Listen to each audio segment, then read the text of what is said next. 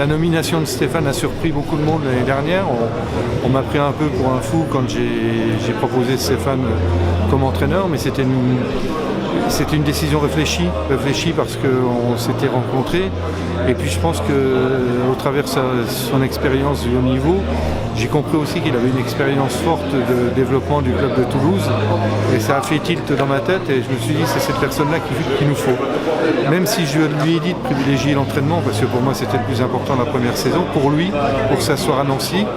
Et en fait, au fil du temps, j'ai senti, et au travers des échanges par mail ou par des appels, qu'il avait envie d'avancer, de m'accompagner dans ce projet, d'accompagner les partenaires et de motiver autour de nous. Et j'ai trouvé ça vraiment très bien. Et je me souviens une fois, il m'a appelé, il m'a dit écoute Philippe, je t'ai envoyé un mail, c'est un peu directif et excuse-moi. Je lui ai dit non, t'as pas à t'excuser, au contraire, ça me booste et ça me donne envie d'aller encore plus loin. Et il faut qu'on continue à travailler. Et donc il s'est mis à travailler et c'est vrai que sa fiche de poste va évolue forcément. Il y a ce poste d'entraîneur qui lui tient à cœur, mais ce poste de développement et non pas de manager, surtout de développement du club. Et je pense que ça c'était vraiment ce qu'il nous fallait. Alors maintenant, cette soirée elle nous permet de lancer l'opération. Est-ce que ça va marcher? Est-ce qu'on n'en sait rien? Il y a de la concurrence à Nancy, mais cette concurrence, on ne s'en préoccupe pas. Nous, ce qu'on souhaite, c'est travailler pour notre club. On ne se préoccupe pas du reste, de ce qui se passe, des subventions, ceci. On a un budget à tenir, on a un budget on a une situation nette négative qu'on a résorbée en un mois, qui va nous permettre de maintenir la masse salariale. Et maintenant, on a des promesses d'engagement sur ses partenaires principaux pour vous faire évoluer. Mais ce n'est pas suffisant. Mais on sent pertinemment que si on a un projet, si on accède, il faut que ce soit préparé. Et on ne veut pas arriver comme ça sans savoir. Donc oui, moi je suis vraiment content. Il y a une certaine complicité, on a appris à se connaître. Moi je vais faire évoluer le club aussi au travers de sa structuration, au travers de la création peut-être d'une société, enfin tout ça. Mais j'ai bien aimé Jérôme Fernandez qui a dit patience. La patience il la faut et je pense qu'on va réussir.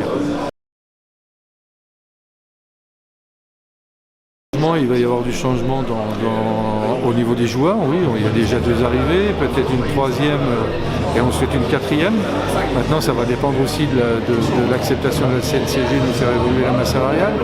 Et après il y aura des changements dans le fonctionnement du club parce qu'il faut chercher des gens compétents, les mettre sur des vrais postes qui nous permettent d'avancer, de mieux travailler parce qu'on n'est pas assez nombreux pour bien travailler. Donc tout ça, oui, on a besoin d'une force commerciale forte. Cette force commerciale, il faut qu'on la travaille. Dans les grands clubs, il y a un gars qui bosse uniquement pour ça. Pour le moment, nous, on ne l'a pas. Donc on a des personnes qui sont sympas, qui nous aident, mais il faut qu'on aille au-delà de ça.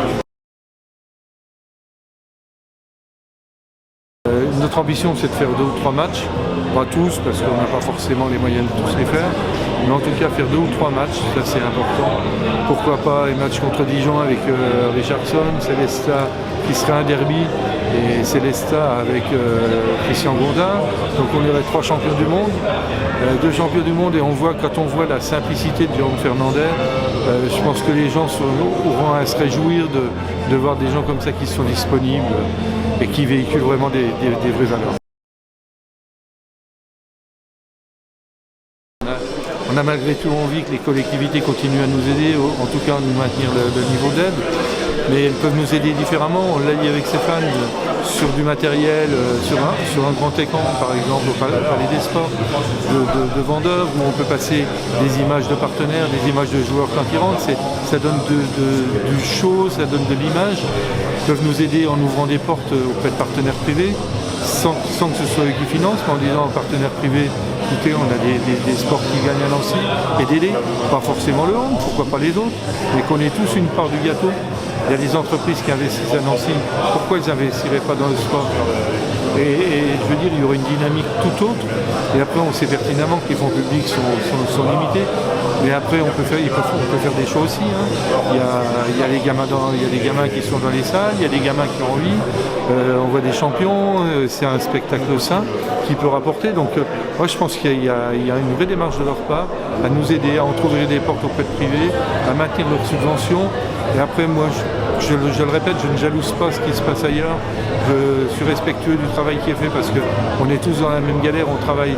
Et quand on fait du sport, la seule volonté qu'on a, c'est d'aller plus haut, parce qu'on a des joueurs, parce qu'on a un club qui est une entreprise, qui doit générer de l'argent pour le bien du public, et on donne du plaisir au public. Donc moi je me réjouis de ça. Après, il ne faut pas jalouser les autres. Il ne faut pas jalouser, il faut travailler pour soi. Cette soirée avec Jérôme, on la travaille depuis 3-4 mois. Donc c'est pas venu comme ça, tiens, les autres montent, on va faire. Non, on la travaille parce qu'on sait qu'on a ce travail à faire. Et on l'a préparé longtemps en avance. Et on l'a préparé d'autant mieux que des partenaires nous ont accompagnés pour ça, pour dire c'est la bonne démarche et on va essayer de t'aider pour faire ça.